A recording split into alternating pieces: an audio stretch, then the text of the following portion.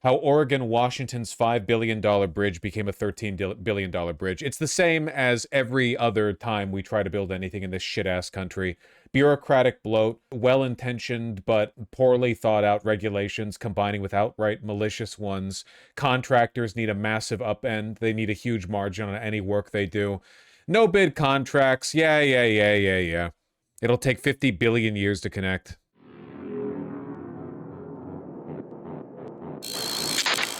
Oregon and Washington are about to spend up to $13 billion on a bridge that might never get built. The Interstate 5 Columbia River crossing.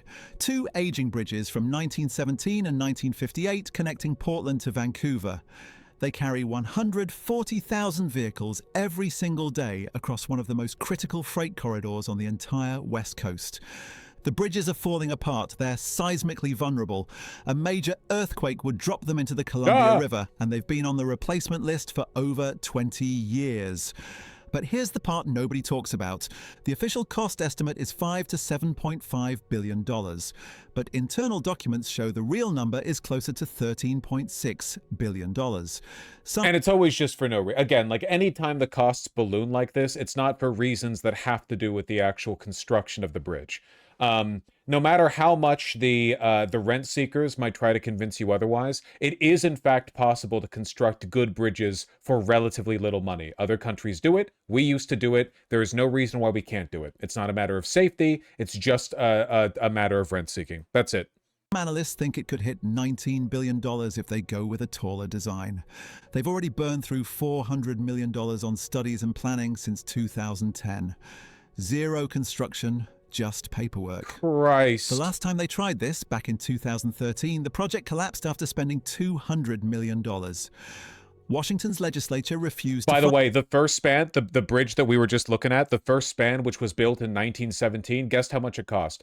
After inflation, about $40 million. The second span, 1958, without inflation, about $14.5 million, which today with inflation, probably around 60, maybe 80, not really sure. New bridge, literally about over 100 times that.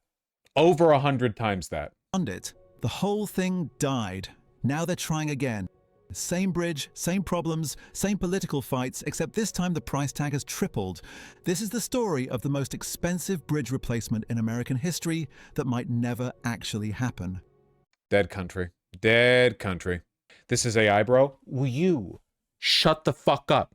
I'm talking. You're watching me. I'm commenting on things I find interesting. Oh, the voice is AI. Yeah, you know what? And the country is dead. What do you want? You thought you were going to escape the decline by chancing upon my stream? We comment on the decline here. Why this bridge matters. Let me explain why this... Because it connects two states. The plan is to replace the existing twin bridges with two new parallel structures. One for northbound I-5, one for southbound. Each bridge will carry 3 through lane... What I would love is for a globehead neoliberal to explain to me how this could happen and how our country is meant to survive this. What do you mean it originally cost like $100 million to build these two bridges combined, but now it takes $15 billion? Can somebody please explain to me, like, how can any system survive the irrationality of this process? They don't even look cool. Well, this is a 3D render. Wouldn't they just support deregulation? Okay, so why haven't we deregulated? Follow-up question. Hypothetical globehead neoliberal. If the consequence of not deregulating is that we're spending literally like orders of magnitude more on infrastructure than we would otherwise, why haven't we deregulated? Like, if the evidence is so overwhelming that these regulations are destroying our ability to produce infrastructure, why haven't we deregulated? It's been known for decades and decades that they do this. Why haven't we deregulated? Because the rent seeking is mutually beneficial for the corporations and for the people who get elected to office, because there's a feedback loop where politicians benefit from the no bid contracts they offer corporations because they get on the board of those corporations. It's almost like there's a fundamental incentive structure problem here. What are you going to do about that? What are you going to do about that, huh? What are you going to do about that? Once rent seeking? Rent seeking is when you try to, as a business usually, try to make more money, not by improving or changing or altering your product or service in any way, but rather just by extracting more wealth from the existing process. Like a landlord making more money, not by improving their properties or buying more properties or reinvesting or whatever, but just by raising the rent. That's rent seeking. because deregulation also means unbelievable levels of pollution. That's not true. The regulations that make it impossible to build bridges are not the regulations that protect our air or our water or our ground.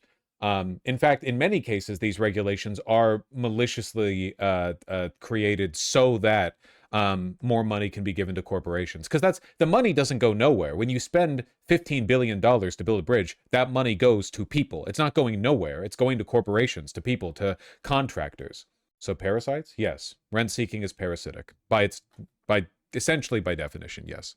Rare point libertarians somehow get right. Yeah, but like libertarian economic policy leads to more rent seeking. Like what we're looking at right now, the consequence of libertarianism in effect, corporations having unlimited control over governance, thereby allowing them, but in an anarcho-capitalist society, there would be no government. Oh, so the corporations would just get to rent seek with no opposition whatsoever. Great. Yeah, that's an environment where there was no rent seeking. Company towns.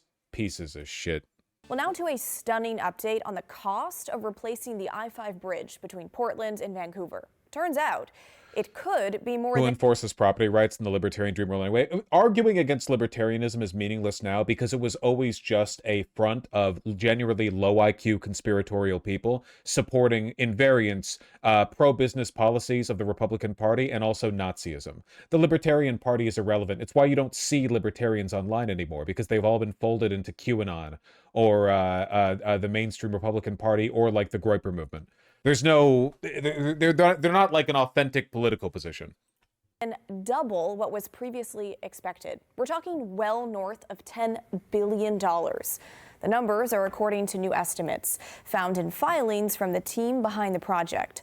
But the revelation has lawmakers in Salem and Olympia furious.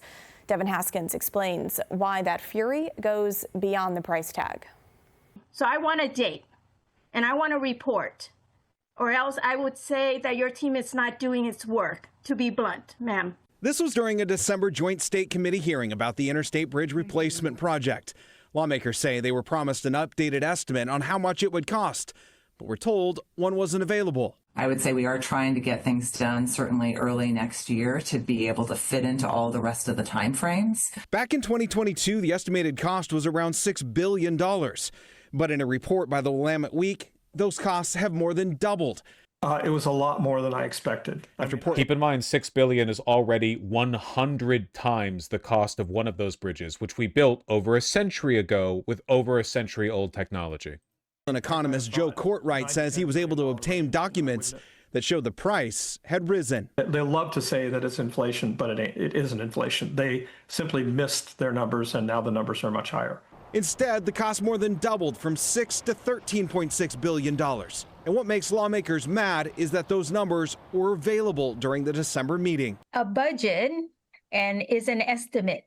So I do not ever expect the IBR team to have the definitive number. Oregon State Democratic Representative Thuy Tran sits on that joint committee and was surprised to learn the team withheld the numbers. And to have these numbers that was discovered. Does it have something to do with the cost of labor or the cost of modern safety? No. It just doesn't. The increase in cost genuinely comes very little from safety concerns. The only reason it's factored, like a factor of it, is the cost of labor is because there's so much wasted labor, and the wasted labor is the problem. It's a deliberate inefficiency built into the system to allow as much money to be siphoned from taxpayers into corporations. The corporations then pay very little in taxes, as is their wont, and more money gets floated up into the Dragon Hoard. All the money we spend on bridges goes to those corporations through no-bid contracts. Those corporations then reinvest. They get more money, they borrow, they spend, and then it goes into the stock market, and then it sits there forever, untaxed, unused, just a big balloon on top of the economy doing nothing. It's all just a way of transferring wealth from the taxpayer to the corporations, which is essentially the only reason why government exists anymore. Way back when in September and not telling us during our December meeting is withholding information, or, if to say it bluntly, lied to. And it's a sentiment felt on both sides of the aisle. From experience, I can tell you it's a sue back and forth game. Yes, and they sue because they put in place laws that allow you to sue to waste time. Those regulations were, in many cases, voted on in bad faith. And River. I was disappointed. I was mad. I was frustrated. In a polite way, they were not truthful. And honestly, I felt we'd been lied to. my personal input is I have no confidence now, sadly, in the team, in the leadership, and the way they're conducting the people's business with regards to that bridge. Devin Haskins, KGW News. Both Washington and Oregon are facing transportation budget issues. So now there are real questions over whether the bridge project, as currently designed, is financially viable at all.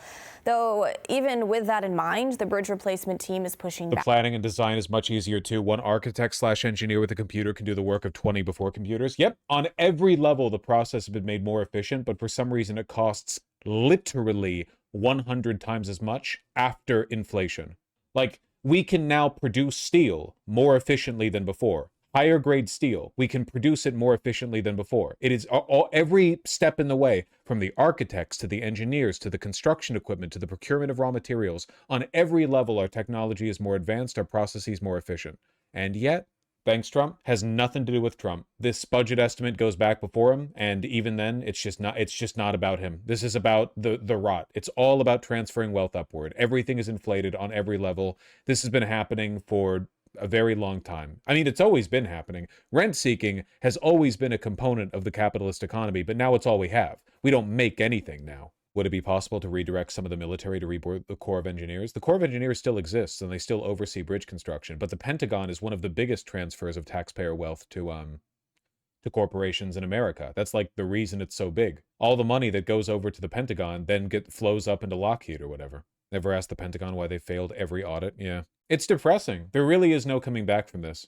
I don't think a civilization has ever recovered from this degree of deliberate rent-seeking inefficiency without some kind of fundamental collapse. Like, I don't think there's ever been a point where reform alone has fixed it. Okay, now to an update on the I-5 bridge project between Portland and Vancouver. It has been a month of ups and downs for the Interstate Bridge Replacement Project, or IBR. It got a big win when the U.S. Coast Guard agreed to allow a fixed span design, which means no more waiting for bridge lifts. But that came just days after a newly released 98-page document revealed the cost of the project may be now as high as $13.6 billion. And right now, only $5.5 billion in funding is lined up. The new cost estimates that's... They did a segment on this 2 years ago. Here's why the replacement will cost so much. I wonder what they say here. You know, a few weeks ago, we told you about the plan to replace the aging Hood River Bridge across the Columbia River. It's going also, I know a lot of people are like, "Why? I want to follow national politics. Tell me about how Trump bad, Iran war, gas prices." This is probably mathematically the type of corruption most responsible for what's about to happen to this country. Like, this level of we can't build anything, we can't do anything without apocalyptic amounts of taxpayer money being siphoned into corporations. This here is happening everywhere across the country at every level, municipal, state, and federal. If it wasn't for these rent seekers, we'd be living on fucking Mars right now. The amount of deliberate inefficiency that's been introduced into the system to find an excuse to keep paying the salaries of lawyers and contractors and middle managers and et cetera, like the total amount of human inefficiency that's been introduced into the system probably exceeds it's a multiple factor of how efficient we are. We would be a fucking galactic civilization if it wasn't for this shit, man. And even that, Masaigu, is a preposterously expensive bridge when compared to what we were able to build in the past. Good for safety. Like, can you imagine what kind of country we would live in today if we could build new massive bridges for the cost that we could build them back 100 years ago? Imagine what it would look like if we lived in a country where for $100 million we could build a big bridge. That's like nothing in today's money. $100 million for a state government? We could rebuild in no time, we could rebuild America's crumbling infrastructure. We could build works of art all across the country. For nothing, $100 million for a massive bridge spanning a big river. We could rebuild the whole country in our image. A new American century. It does come with an increase in tolls there to help pay for the $600 million cost. Now, some of you could not help but compare the Hood River crossing to the new Golden Gate Bridge took 24 months and cost $1.5 billion adjusted for inflation. Yeah, for the Golden Gate Bridge.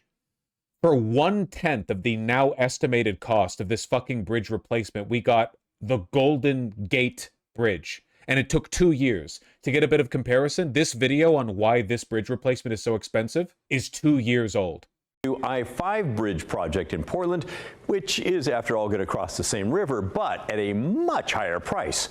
So tonight, the tale of two bridges, a cost comparison. That's our big story.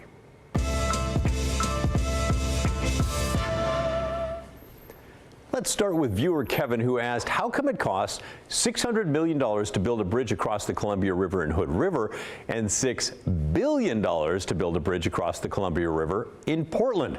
Hey, that's a great question, Kevin. Of course, the other one shouldn't cost $600 million either. The Hood River Bridge will be a lot smaller than the interstate bridge replacement, and Kevin acknowledged that. Hood River will be a single bridge with 2 lanes. Well, yeah, it's the way to go, but safety and labor protections were total shit back then. I promise you that the additional cost associated with labor and safety provisions is not the reason why these costs have gone up so much. Being charitable, the increasingly safe way we make bridges now, safety both for the workers and for the drivers, would maybe charitably double the cost. We're talking about nearly 100 times the cost. Keep in mind, like, yeah, everything is more efficient. We have modern construction equipment now. Than 2 bridges side by side with 4 lanes each, so yeah, bigger. But still, if 2 lanes cost $600 million, then using some back of the napkin math, shouldn't 8 lanes cost about, well, 4 times as much? That would be $2.4 billion. So how do we get to 6? Well, let's dive in and take a look. We had our transportation infrastructure expert, Anthony Massouk, dig into the details and put this segment together for us. Now, for starters, that $2.4 billion estimate, it may be napkin math, but it's actually pretty dang close. Earlier this year, the Interstate Bridge Replacement Team released what you might call an itemized bill for the project. It breaks the $6 billion cost down into different pieces. One of those pieces was the estimated cost for the bridge replacement alone. So just the pair of new 4-lane spans across the Columbia River and their approach ramps, nothing else. The estimated cost range for that was roughly $1.6 to $2.5 billion. Always keep in mind that adjusted for inflation, the cost of the 2 bridges that are there, the one built in 1920s and the one built in the 1950s together, is about $120 million in today. After inflation is accounted for, about $120 million. For $120 million, we built the original 2 bridges combined. So the $2.4 billion napkin estimate, yeah, that kind of fits right in there at the high end of the range. It makes sense, I guess. We're buying lanes in bulk. The Hood River Bridge is long, but everything else is a separate cost. Those costs include the tracks, 3 new stations, a new bridge to carry trains to Hayden Island, and a long viaduct to get them back down the bridge from the height on the Vancouver side. That's the part in yellow in this image. The light rail element comes to roughly $1.3 to $2 billion. That's a cost. I don't think he's going to explain why it's so expensive. He's just going to say, like, well, it just costs $1 billion to build a roundabout or something. Well, $2 billion of the dollars will go to environmental review. Like, it's not going to talk about like where again, money doesn't like go nowhere. That money is paid out for people and for services, labor and materials. Where is it going? What does it cost to procure so much time from so many people? It includes rebuilding the downtown Vancouver and Highway 14. The Hoover Dam's initial construction cost $49 million in the 1930s. Adjusted for inflation, that's approximately $860 million to $1 billion in today's money. That's insane. The Hoover Dam for only $1 billion? The Hoover Dam, it's like a globally recognized masterpiece, a work of art, a pillar of American power, and it only cost $1 billion. That's nothing. That's nothing. We could not build it today. We could not build it today. We could not build the Hoover Dam today. China could? Yes, China could, but we could not. Interchange, as well as modifying the Mill Plain, 4th Plain, and 39th Street interchanges. The bridge's team preferred plan calls for the new bridge to cross the river at a much higher elevation than the current structure. That takes out the need for a drawbridge, but it also means the downtown Vancouver and Highway 14 interchange in particular going to be very tall with new freeway ramps there. Add all that up and you get a range of 1 to... It made me so sad when I went there. I went to the Hoover Dam just a week ago. It made me so goddamn sad. It was like, it genuinely, I felt like I was gazing upon the works of Ozymandias, King of Kings.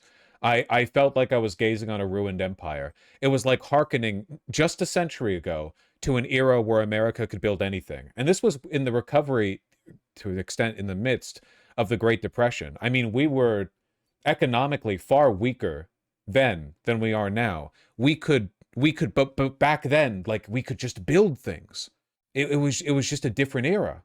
I am gazing upon ye works, and I am despairing. Yes, it's true. We will never build another one. Did you rub the statue's feet? Is this the part, yada yada, Roman Empire, no one showed up for the bridge? I mean, kind of, yeah. $1.5 billion. In Hood River, the Washington side upgrades are pretty sparse. The current traffic light intersection with Highway 14 will be replaced with a traffic circle, and that's lovely and basically it. Again, the cost is already part of the project's $600 million estimate. So there you have it. Lane for lane, the Hood River Bridge and the I-5 bridge actually do have pretty similar costs. So the answer to Kevin's question, yes, we technically could build a replacement I-5 bridge for about $2.4 billion, but thrown up into $2 billion in light rail costs and up to $3 billion in freeway interchange upgrades, and you're going to wind up with a much more expensive project, which we do have now on the I-5. Which brings us to the final part of Kevin's email. It seems like the extra $3.6 billion is excessive for TriMet and lane reconfigurations. He's definitely not the only person to feel that way. All those add-on components have drawn criticism, although I'm sorry, I understand that I'm engaging in a very sophomoric level of analysis here. It's mostly a byproduct of genuine despair. But whenever I think about stuff like this, I'm reminded of the passage in 1984, which I have found and will now read for you, because I can, and you can't stop me. The essential act of war is destruction, not necessarily of human lives, but of the products of human labor. War is a way of shattering to pieces, or pouring into the stratosphere, or sinking into the depths of the sea, materials which might otherwise be used to make the masses too comfortable, and hence, in the long run, too intelligent. Even when weapons of war are not actually destroyed, their manufacture is still a convenient way of expending labor power without producing anything that can be consumed. A floating fortress, for example, has locked up in it the labor that would build several hundred cargo ships. Ultimately, it is scrapped as obsolete, never having brought any material benefit to anybody, and with further enormous labors, another floating fortress is built. In principle, the war effort is always so planned as to eat up any surplus that might exist after meeting the bare needs of the population. In practice, the needs of the population are always underestimated, with the result that there is a chronic shortage of half the necessities of life, but this is looked upon as an advantage. It is deliberate policy to keep even the favored groups somewhere near the brink of hardship, because a general state of scarcity increases the importance of small privileges, and thus magnifies the distinction between one group and another. By the standards of the early 20th century, even a member of the inner party lives an austere, laborious kind of life.